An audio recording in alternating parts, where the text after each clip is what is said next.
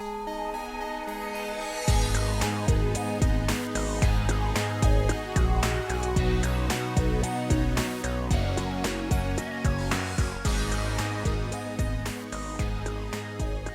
in the most important monumental part of the city of Rome. The Forum is a natural hollow between hills. You have Palatine Hill behind me and the Capitoline Hill, which is just in front of me. These two hills create a natural valley that's full of water, full of silt, and over a period of time is paved to create a meeting space, which is what a forum is, a meeting place for the peoples of the city of Rome.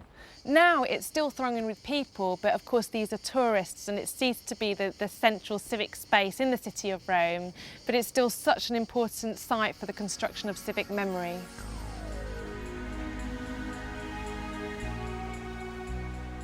This is a canvas in which the Romans painted their own history and continue to paint it.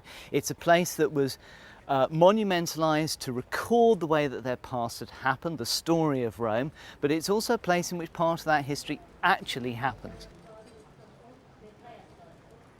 Under the scaffolding there's an excavation which is looking at a really important part of the political and mythical history of Rome.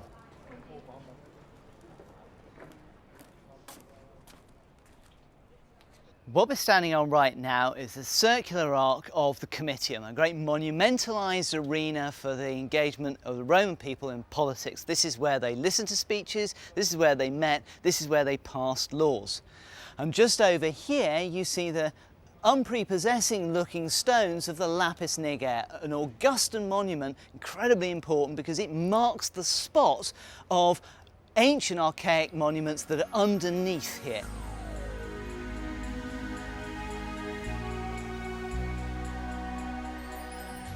One thing that we know to be underneath it is a tomb. Who's the tomb for? There are a series of possible candidates in the sources. One is Faustulus. He's the shepherd who looked after Romulus and Remus when they were found as babies.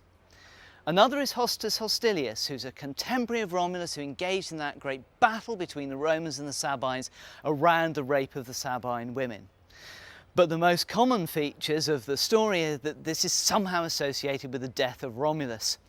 When you look at the biography, if you like, of the Lapis Niger, you see that it's always had a really important role within Roman society and Roman civic life, and it's not always possible to trace the exact contours of what it might have meant for different populations, but you see that it was given a position of importance, and that position was maintained right through history, right down to the present day, when it's the subject of ongoing excavations and clearings, and it retains its really important place within the Roman Forum, even though many people around Rome don't necessarily know all of the stories behind it.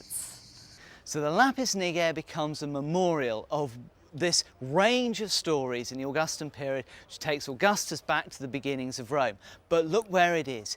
It's in the middle of the political arena of Rome. This is where Romans did their democracy, and here is a myth about their earliest foundations. And here we're standing in a place where politics and the roar takes place.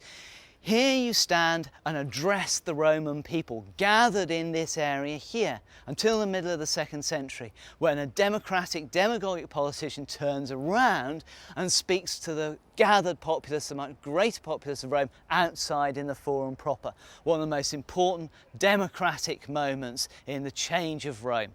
For me, the Lapis Niger is one example of how closely imbricated myth and civic power were for ancient Romans. Now, I can't decide what the story is behind this monument. All I've got to rely on as a historian is one very corrupt and bitty source from at least 100 years after the stone was laid. But by looking at how the Lapis Niger is integrated into the Comitium and into the actual fabric of the Forum, I know that this was really important, at least to Augustus, and it was important enough for this space to be clear and conserved in later generations. I think what Romans would have had in their mind is that this marked, whatever story they chose to believe, that indissoluble link between where they were now and where they had come from. This is where you really feel tremendously close to that combination of political action and history. I feel very connected. It's very exciting to be in here and see that the city is still being rethought and restructured and represented. Still this living political history moving on into the modern time.